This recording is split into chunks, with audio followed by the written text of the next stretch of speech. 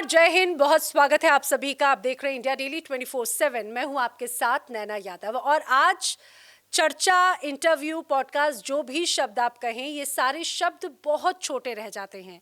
आज का दिन सिर्फ एक इंटरव्यू का दिन नहीं है। आज हम भारत की उस वीरता के सामने मौजूद हैं जिसने बर्फीली चट्टानों पर देश का तिरंगा फहराया। हमारे साथ में है वो सैनिक जिनकी उम्र तब मात्र 19 साल थी, जिनके शरीर में दर्जनों गोलियां धसी थी, लेकिन फिर भी जिन्होंने टाइगर हिल की खड़ी चट्टान पर रस्सी बांधकर दुश्मन के बंकरों तक पहुंचने का रास्ता अख्तियार किया, तैयार किया, बनाया। भारत के सबसे युवा परमवीर चक्र विजेता 18 ग्रेनेडियर्स के घातक प्लाटून के नायक मानद कैप्टन योगेंद्र सिंह यादव जी। जब देश स्वतंत्रता दिवस मनाता है तो हम झंडे फहराते हैं, गाते हैं, लेकिन कुछ लोग हैं जिन्होंने उस झंडे को बचाने के लिए अपनी जान की बाजी लगा दी। उनमें से एक नाम है योगेंद्र यादव जी का। बहुत स्वागत है सर आपका। Thank you. मैं जब अभी इंट्रोडक्शन दे रही हूँ तो मेरे रोंगटे खड़े हो रहे हैं। वो सारी चीज़ों को दोहराते हुए, बोलते हुए, देशभक्ति का वो जज्बा, मुझे लगता है कि शब्दों में बहुत बहुत गौण हो जाते हैं सर। अच्छा, क्योंकि अभी मौका बड़ा ऐसा खास है देशभक्ति का, मैं चाहूँगी ज़रा आप ही बताइए, आपके लिए स्वतंत्रता दिवस या आपके लिए आज़ादी या भारत या वो तिरंगा क्या मायने रखता है? एक सैनिक के लिए तिरंगा बहुत बड़े मायने रखता है। इस तिरंगे को जो हवा में लहराता ना, ये तिरंगा, ये हवा से नहीं लहराता, ये हमारे उन शहीदों के सांसों से लहराता है जो दिन रात बॉर्डर पे खड़े होकर के अपने प्राणों की आहुति देते हैं, तब जाकर के ये तिरंगा आसमान तक लहराता है। क्या बात है। तो आज़ादी कोई ऐसे हमें नहीं मिली है, इसमें बहुत बड़ी कीमत चुकाई गई है। 16 साल से लेकर के 25 साल तक के लड़कों ने, न जाने कितने लड़कों ने अपने आप को कुर्बान किया है, तब जाकर के वर्षों तक वो लड़ते रहे और तब जाकर के ये हमें आज़ादी हमें मिली है। तो ये कोई ऐसे नहीं, इसके बहुत बड़े मायने हैं। हमें एक सैनिक, क्योंकि इस आज़ादी का रखवाला है, वो हमेशा ये सोचता है कि जब जो हमें विरासत मिली है उस विरासत की हिफाजत हमें कैसे करनी है, वो समझता भी है और इस हिफाजत के लिए वो लहू का एक एक कतरा तक बहा देता है। तो उसके लिए बहुत बड़े मायने रखते हैं। और एक सैनिक होने के नाते मैं उन तमाम शहीदों को, उनके परिवारों को वो नमन करता हूँ जिन्होंने अपने घर के चिराग को इस राष्ट्र की आज़ादी दिलाने में कुर्बान किया है। बिल्कुल सर, इसमें कोई शक नहीं। और देखिए कि सबसे महत्वपूर्ण बात यह है कि वो 40 का दशक ही नहीं था सिर्फ जिसमें हिंदुस्तान आज़ाद हुआ। हर उस दशक के साथ, बदलते वक्त के साथ, कई ऐसी पाबंदियां, कई बेड़ियां थीं वक्त के साथ में, जो हमने, हमारे हिंदुस्तान के नौजवानों ने, नौनिहालों ने, सैनिकों के साथ में मिलकर एक अलग अलग जंग कहीं ना कहीं हर मोर्चे पर लड़ी है।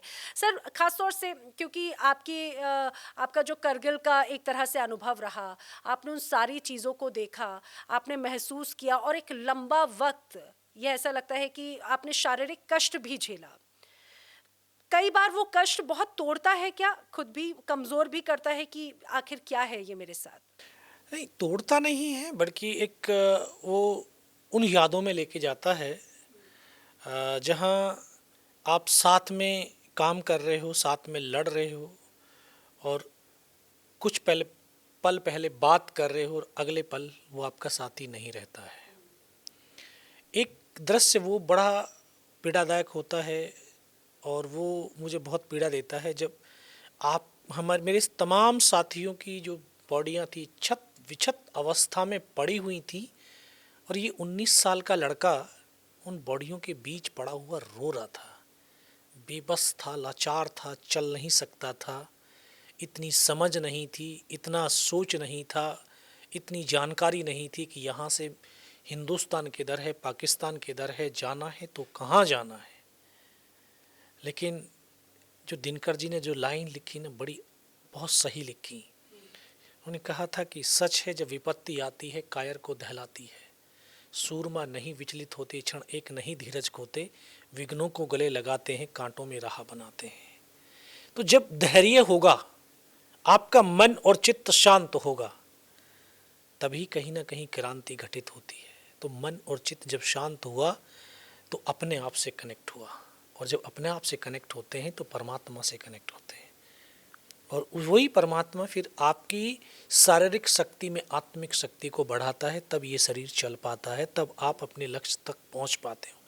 तो वो जो दृश्य जब याद आता है तो पीड़ा तो होती है, क्योंकि वो भाई से भी ज़्यादा प्यारे थे, बड़े महान योद्धा थे, जो लड़ते लड़ते अपने आप को उन्होंने इस राष्ट्र पर कुर्बान किया। तो वो दृश्य ज़रूर याद आते हैं, पीड़ा होती है, लेकिन एक बाद में फिर एक हर्ष भी होता है कि कम से कम उनकी कुर्बानी बेकार नहीं गई। जिस लक्ष्य के लिए तरफ वो बढ़े थे, लड़े थे, शहीद हुए थे, वो लक्ष्य आखिरकार हमने प्राप्त किया, और आज उसके ऊपर देश और दुनिया गुमान करती है। सर, करगिल का या आपके उस पूरे जो वो तस्वीर है, जब जब सामने आती होगी, एक अलग तरह का मन भी कई लोगों का विचलित भी होता है, सारी चीज़ें आपकी नज़र के सामने जब भी अगर वो करगिल का जिक्र आता है तो उस पहली तस्वीर कौन सी आती है? आपका अनुभव क्या आपको नज़र आता है? नहीं, कारगिल की जब बात होती है तो पूरे वो कारगिल के सारे दृश्य नज़र आते हैं, किस तरह से आ, उस नेशनल हाईवे के ऊपर दुश्मन की गोलाबारी बरस रही थी, हमारा लॉजिस्टिक सपोर्ट किस तरह से उन्होंने अवरुद्ध कर दिया था, किस तरह से उन्होंने एक चुन चुन करके द्रास सेक्टर के अंदर गोलाबारी कर रहे थे, और हर जगह एक गोला गिरता तो एक नया शोला उगता है ना, कितने लोग कितने जख्मी हुए। तो वो फौज कभी इधर लड़ रही है, कभी उधर लड़ रही है, आज वहाँ पे कब्जा हो गया है, तो कहीं दूसरी जगह पर हमारे शहीदों जवानों के जवान शहीद हो गए हैं, किसी की बॉडी नीचे उतर रही है, कोई नीचे से ऊपर चढ़ रहा है। तो वो पूरे दृश्य उस समय सामने आते हैं, दिखते हैं, और इतनी कठिन परिस्थितियाँ, इतना प्रतिकूल वातावरण कि आपके पास सही से सर्दी को रोकने के लिए कपड़े नहीं हैं, इतने अच्छे संसाधन नहीं हैं, ठीक है, चेहरों से खून टपक रहा है, लेकिन फिर भी एक सैनिक लक्ष्य की तरफ बढ़ रहा। रसद नहीं है वहाँ पर, सांसें लेने के लिए ऑक्सीजन, क्योंकि ऊंची बड़ी विषम परिस्थितियाँ हैं, जब पहाड़ इतने ऊंचे हैं, बर्फीली चोटियाँ हैं, सांस लेने में दिक्कत है, खाने के लिए खाना नहीं है, पीने के लिए पानी नहीं है, इतनी तमाम विषम परिस्थितियों में भी ऐसी कौन सी बड़ी ताकत जो बड़ी ऊर्जा देती है एक सैनिक को? एक देखिए, एक तो इस मिट्टी का वो नशा भी है, क्योंकि इस मिट्टी में वो संस्कार हैं, ये धरती जप की, तप की, ज्ञान की, विज्ञान की, पुरुषार्थ की, परमार्थ के वीरों की, वीरांगनाओं की धरती है। और ये एक कोई कारगिल का पहला युद्ध नहीं था, सदियों से ये देश युद्ध लड़ता चला आ रहा है, कितने बड़े बड़े महान महान योद्धा इस धरती पर हुए, तो उन्हीं की तो हम संतानें हैं। उनका कहीं ना कहीं हमारे रगों में खून बह रहा है, तो वो खून के अंदर वो संस्कार है, वो शक्ति है। तो वो ऐसे पहाड़ जहाँ पर सिर्फ पत्थर और बर्फ़ के सिवा और कुछ नहीं है, पेड़ पौधे नहीं है, ऑक्सीजन नहीं है, तो वहाँ ऐसे दुर्गम इलाकों में मौसम से लड़ना ही पहली लड़ाई है। और फिर दुश्मन ऊपर बैठा है, फिर नीचे से चढ़ कर के जाना भी है, ऊपर लड़ना भी है, और ये भी नहीं पता कि उसके कौन से निशाने पर हैं। यस, आप नीचे से जा रहे हो तो वो तो ऊपर से देख रहा है, आसान है हमला करना। ऊपर से गोला भी गिर सकता है, किस दिशा से आकर के कोई गोली आपके सीने को पार करके चली जा सकती है, लेकिन क्षणिक भी और तनिक भी कहीं डर नहीं होता है। ये अजीब तरह का जो है एक जुनून होता है, एक पागलपन होता है। और ये दीवानों का टोला जब शहादत की बेला को चलता है तो बस हंसते और मुस्कुराते चलते हैं, बस ये कहते हैं, यार अगर मैं मर गया और तू जिंदा रहा तो एक बार मेरे घर जरूर जाना।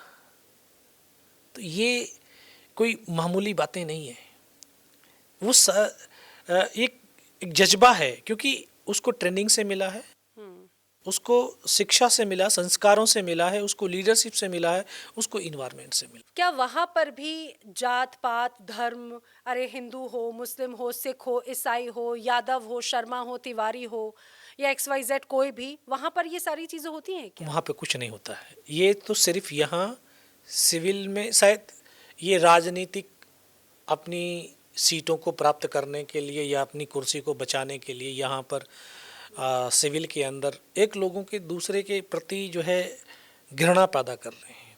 फौज में कुछ नहीं होता, फौज में एक ही धर्म होता है, एक ही जाति होती है, वो है यूनिफॉर्म, वो है फौजी धर्म। वहाँ हिंदू मुस्लिम सिख ईसाई सब एक थाली में खाना खाते हैं। क्या बात है। ठीक है, वहाँ पर मंदिर मस्जिद गुरुद्वारा नहीं होता, वहाँ पे होता सर्वधर्म स्थल। उसी एक ही प्रांगण में एक ही कमरे के अंदर आपका मंदिर भी होगा, मस्जिद भी होगा, गुरुद्वारा भी होगा, वो लंबी बैरिक होती है। ठीक है, हम सब मंदिर में भी जाते हैं, मस्जिद में भी जाते हैं, गुरुद्वारे में भी जाते हैं। अभी एक चिंगारी बहुत लोगों के जहन में सुलगती हुई नजर आई। राजधानी दिल्ली में हमने देखा बड़े स्तर पर जो युवा प्रोटेस्टर्स थे वो आए, जिन्हें जेंजीज का प्रोटेस्टर कहा गया। उस दौरान आप भी उनका समर्थन करते हुए वहाँ पर नजर आए, युवाओं को एक तरह से कहा जाए कि उत्साह देते हुए उनकी चीज़ों को लेकर। आज का जो युवा है वो जेंजी अपनी बातों को लेकर इतना सजग है, आपको लग रहा है क्या? देखिए इस प्रोटेस्टर के लिए नहीं, क्या इस कहेंगे? जो मैं प्रोटेस्ट के लिए। नहीं, हाँ बिल्कुल। देखिए, आज का युवा जो यहाँ पे प्रोटेस्ट कर रहा था वो शिक्षा व्यवस्थाओं के लिए कर रहा था, और मैं इसमें खुशी मानता हूँ कि भारत का युवा शिक्षा के लिए लड़ रहा है। अब हमारी शिक्षा व्यवस्था ठीक होनी चाहिए, हमें पढ़ना है, ज्ञान अर्जित करना है। लेकिन जो हमारे कुछ बुद्धिजीवी वर्ग है ना, एक नया नाम दे देते हैं जैन जी, है ना। तो मैं इन बुद्धिजीवी वर्गों से और जो ऐसे वर्ग हैं उनसे मैं निवेदन करता हूं आपके माध्यम से, यार जैन जी, जैन अल्फा, जैन मैम क्या कह करके इनको बांट रहे हो, इनको हमसे अलग कर रहे हो। ये हिंदुस्तान का नौजवान है, ये भारत का युवा है। अरे भारत का युवा और हिंदुस्तान के नौजवान संबोधन करके इनसे बातचीत करो, ये हमारे हैं। ये अलग से कैसे कर दिए? जब आप अलग से करोगे तो फिर अलग से सोच भी आएगी, और अलग से सोच, और इनमें ये युवाओं में शक्ति है, ताकत है, ऊर्जा है। जिस ओर जवानी चलती है उस ओर जमाना चलता है, हैं? आज तक जो इतिहास रहा है, जो भी क्रांतियां हुई हैं, जितने भी आंदोलन, जो भी परिवर्तन लाए हैं, ये युवा लेके आए हैं। ठीक है, तो युवा एक अच्छी बात कर रहा था कि भाई मैं गया था उसमें समर्थन करने। अब शिक्षा व्यवस्था में जो गड़बड़ियां हैं, लाखों बच्चा इस व्यवस्था से लाचार होकर के सुसाइड करते हैं। ये लाख बच्चे जो है, कोई कलाम बन सकता था, कोई इंजीनियर अच्छा सा बन सकता था, कोई फौजी बन सकता था, कोई डॉक्टर बन सकता था, कोई अच्छा एक राष्ट्र नेता भी बन सकता था। क्यों हम ऐसी उस व्यवस्था में सुधार नहीं कर सकते हैं? ये लकीरों से राष्ट्र नहीं बनता, राष्ट्र बनता है इन युवाओं से। तो ये युवा नहीं मर रहा, ये राष्ट्र मर रहा। इसकी पीड़ा हुई मुझे, और इसलिए मैं उनके साथ गया कि तुम्हारी बातें जायज हैं और ये जायज होना चाहिए। और आखिरकार सरकार को मानना पड़ा, और प्रधानमंत्री जी को रात को 12 बजे रील भी बनानी पड़ी। मैं एक बार फिर से अब ज़रा वापस लौटना चाहूँगी कि परमवीर चक्र योगेंद्र यादव जी की तरफ। सर, अब क्योंकि ख़ासतौर से मौका बहुत ख़ास है, जब भी आज़ादी की बात होती है तो कई तस्वीरें, कई योद्धाओं का जिक्र होता है, और कई अलग देशभक्ति का एक अलग जज्बा नज़र आता है। मैं योगेंद्र जी से उनके अंदाज में, चाहे वो सुरीला हो या कवि वाला अंदाज हो, मैं चाहती हूँ कि आपके अंदाज में वो आज़ादी का नगमा ज़रा कुछ हो जाए। देखिए, आज़ादी के लिए तो क्या देशभक्ति का? हाँ, देशभक्ति हमारे देश में थोड़े से विडंबना ये है कि जो हम 15 अगस्त 26 जनवरी आती है तभी हमारे अंदर देशभक्ति जगती है। वो 5-7 दिन के लिए सब तिरंगा भी लगाएंगे, सब कुछ राष्ट्र गीत और गाने भी गाएंगे, है ना, अपना जश्न भी मनाएंगे। लेकिन 365 दिन क्यों नहीं भाई? आज़ादी क्या एक दिन मिली थी? आज़ादी के लिए हर दिन किसी न किसी ने कुर्बानी दी थी। क्या उनकी कुर्बानी को भूला जा सके? तो हमें हर दिन उन शहीदों को याद करना चाहिए, हमें हर दिन उनके परिवारों को नमन करना चाहिए, और इस तिरंगे को सम्मान देना चाहिए। तो एक जो युवाओं के लिए कहूँगा, है ना, तो कि परों को खोल जमाना उड़ान देखता है, इस जमीन पर बैठ करके क्या आसमान देखता है, मिला है हुस्न तो इस हुस्न की हिफाजत कर, जरा संभल के चल सारा जमाना देखता है। क्या बात, वाह।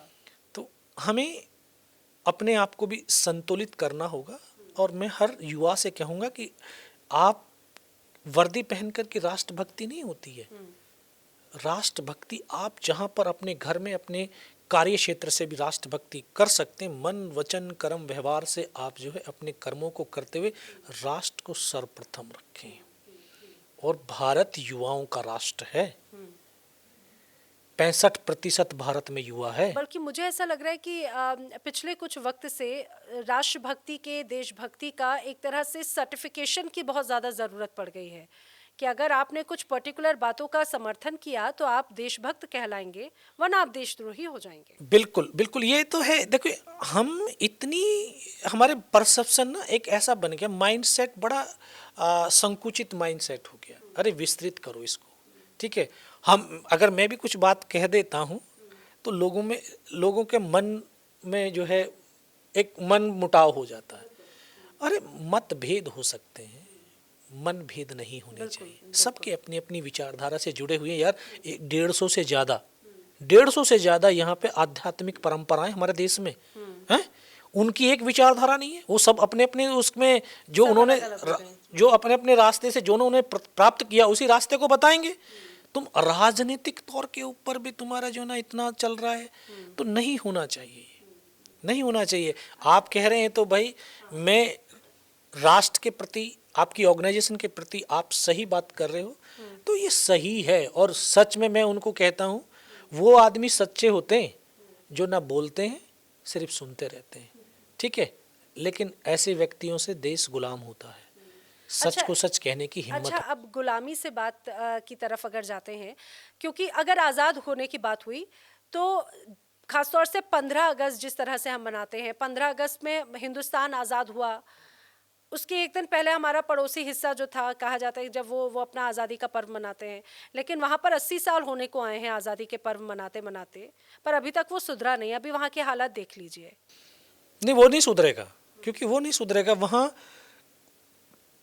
लोकतंत्र नहीं है, ठीक है। पाकिस्तान में कोई लोकतंत्र नहीं है। वो बस एक नाम मात्र की सरकारें होती हैं।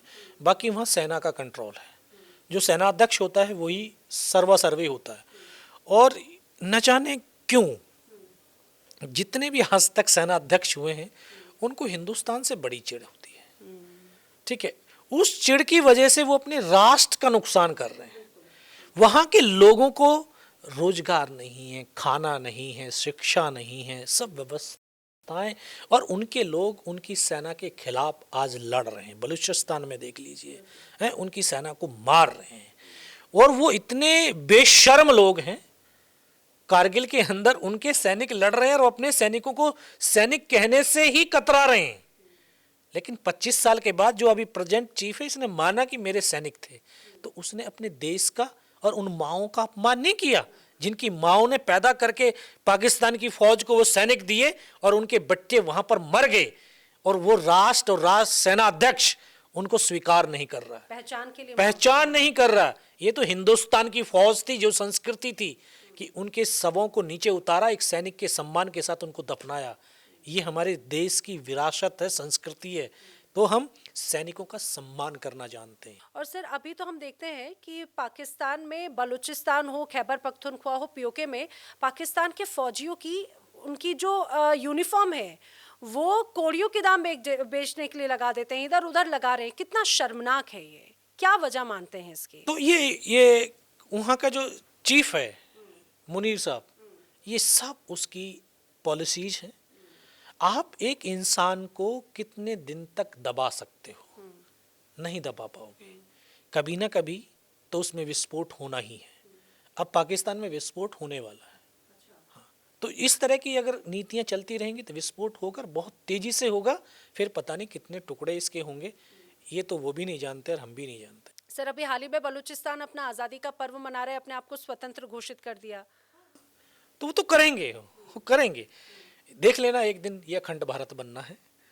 हाँ, ये भारत का हिस्सा है तो भारत में वापस पुनः मिलेगा। अखंड भारत में कौन कौन से हिस्से हैं सर आपके? हाँ, अखंड भारत में पाकिस्तान है, ये बांग्लादेश है, ठीक है, ये आपका अफगानिस्तान है, ये सब भारत का ही, नेपाल है, ये सब ये अखंड भारत का हिस्सा है। और कुछ दिन के बाद, क्योंकि परिवर्तन प्रकृति का नियम है, एक जब जैसे मछली जल से अलग हो जाती है तो वो उछलती रहती है, तड़पती रहती है ना। ये इस जल से अलग हुए ना, तो इनमें स्थिरता नहीं है, अशांति है। और कहीं ना कहीं शांति स्थापित करने के लिए वापस इनको जल में आना पड़ेगा। ये महासागर है हिंदुस्तान। अच्छा सर, एक और चीज, जैसे हम कहते हैं पीओके, पाक ऑक्यूपाइड कश्मीर, वहाँ के हिस्से के लोग कहते हैं भारत की तरफ से जबरन कब्जा किया हुआ कश्मीर। जरा इसको लेकर क्यों कंफ्यूजन है, जरा ये भी बता दीजिए एक बार। नहीं, अभी एक्चुअल में क्या कि जब 48 में वहाँ पे युद्ध हुआ था तो ये एक आज़ाद कश्मीर था। राजा हरी सिंह जो उनके राजा थे तो उनका वो आज़ाद कश्मीर था। तो उनके ऊपर उन्होंने बलूचियों ने उन्होंने हमला कर दिया, तो कबालियों ने हमला किया। तो यहाँ से जब उन्होंने भारत की जो है मदद मांगी, भारत ने सशर्त उनको विलय मदद होने के दिया। लिए। और 27 अक्टूबर 1948 को पहली बार इंडियन आर्मी श्रीनगर एयरपोर्ट पे, बड़गांव एयरपोर्ट पे पहुंची और फिर वहाँ से जो है ना युद्ध शुरू हुआ। अब क्योंकि वहाँ पे कोई बाउंड्री नहीं थी, तो जब लड़ते लड़ते लड़ते लड़ते जितना हमने कब्जा किया और सीज फायर हो गया, जितना हमने उनको पीछे धकेला, हाँ करने उनको से। पीछे धकेला, और जहाँ पर जैसे सीज फायर हुआ जिसके कब्जे में जो था वो वहीं पर बैठ गया। तो वो कश्मीर तो कागजों में हमारा था क्योंकि राजा ने हमें दिया था। अब वो आज़ाद कश्मीर बोलते हैं, कोई कुछ बोलता है, लेकिन वो पीओके है। पाक ऑक्यूपाइड कश्मीर। यस। अच्छा, मैं बहुत ज़्यादा अब आगे ना ले जाते हुए सर, मैं चलते चलते, क्योंकि आप युवाओं के एक बड़े प्रेरणा स्रोत हैं, युवाओं को अपने अंदाज में ज़रा आज़ादी का नगमा भी कुछ सुना दीजिए। देखिए, आपने जो है सुना होगा ना कि मैं युवाओं से ये कहूँगा, देखो आप दुनिया की ज़्यादा खबरें रखते हो, लेकिन अपने बारे में भी सोच करके कभी देखो। और जब हम अपने बारे में सोचते हैं ना, तो तभी हमें वो सोच पैदा होती है, एक आत्मिक शक्ति होती है। इसलिए आपने सुना सांस ही जीवन है, जीवन ही सांस है, लेकिन हमें ये पता नहीं हम 1 मिनट में कितनी बार सांस लेते हैं। सबको रटा रखा है 72 बार। 72 बार तो हार्ट बीट है, जो दिल की धड़कन है। 72 बार सांस लिया तो 10 साल की भी उम्र नहीं होगी हमारी। इसलिए जो हमारा देश एक स्पिरिचुअल आध्यात्मिक देश है, उस आध्यात्म से जुड़ना चाहिए हर इंसान को। तभी इनसे कह रहा हूँ कि ये सांसों के तराने हिंद का नवगान गाएगा, हमारा शौर्य ध्वज लेकर। किसका? इस भारत के युवाओं का। 65% भारत में युवा है, लेकिन दुर्भाग्य ये है इस 65 में से 80% को ये पता नहीं सूरज कितने बजे निकलता है। क्योंकि दिन में रील बनती है, शाम को इंस्टाग्राम पे जाती है, रात को 2:30 बजे तक रील की लाइक चेक होती है, सुबह उठोगे नहीं तो पॉजिटिविटी कहाँ से आए? तो सर, ये जो स्वतंत्रता दिवस या आज़ादी का या देशभक्ति भी आजकल क्या सिर्फ रील्स तक, फोन तक और बस डीपी तक सीमित रहती है? रील तक है। रील की लाइक बढ़नी चाहिए, सब्सक्राइब बढ़ने चाहिए, ठीक है। रील रियलिटी नहीं है। लाइफ के लिए रियलिटी में जाओ, रील से नहीं, रियलिटी से। तभी दुष्यंत कुमार ने लिखा ना कि हंगामा खड़ा करना मेरा मकसद नहीं, मेरी कोशिश है ये सूरत बदलनी चाहिए। आग मेरे सीने में लगे या तेरे सीने में लगे, लेकिन ये आग लगनी चाहिए, ये आग जलनी। तो हमारा शौर्य ध्वज लेकर वो चंद्रयान गाएगा। हमारे प्राण माता भारती के पक्ष समर्पित हैं। हमारे लहू का हर कतरा हिंदुस्तान गाएगा, हिंदुस्तान गाएगा। क्या बात है, बहुत खूब सर। लेकिन एक देशभक्ति का तराना भी मैं सुनूंगी, आपको ऐसे नहीं जाने दूंगी। नहीं, गाना मेरे पे नहीं आता है। अरे कोई भी सर, मुझे पता है बहुत अच्छा गाते हैं। नहीं, मैं कुछ नहीं गाता, गाना नहीं आता मेरे पे। एक वो गुनगुनाते हैं ना उसको, देखिए उस समय चिट्ठियों का दौर था, तो चिट्ठी वाला जो है, चिट्ठी आई है चिट्ठी आई है, बड़े दिनों के बाद हम बेवतनों की याद, वतन की मिट्टी आई है, चिट्ठी आई है चिट्ठी आई है। वाह सर, क्या बात है सर, बहुत बहुत शुक्रिया। आपके साथ मुझे लगता है कि जब भी जैसे बातचीत हो तो वो देशभक्ति के तराने जो आपने खुद महसूस किए हैं वो आपके शब्दों की ज़ुबानी जब जब आते हैं तो एक अलग ही राग ज़रूर छेड़ जाते हैं। हमारे साथ जुड़ने के लिए आपका बहुत धन्यवाद। Thank you.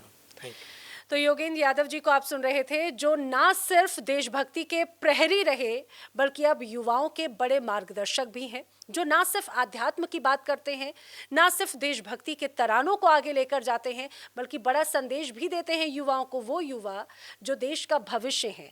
अगर आज देश का भविष्य संवरेगा तो एक बड़ी ताकत आने वाले वक्त में मजबूती के साथ में नजर आएगी।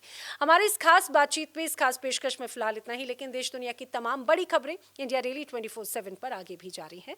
देखिए इंडिया डेली 24/7 अब आपकी स्मार्ट टीवी पर। इंडिया डेली मौजूद है सभी डिजिटल प्लेटफॉर्म पर लाइव और लगातार। इंडिया डेली 24/7 हर दिन राष्ट्र को समर्पित।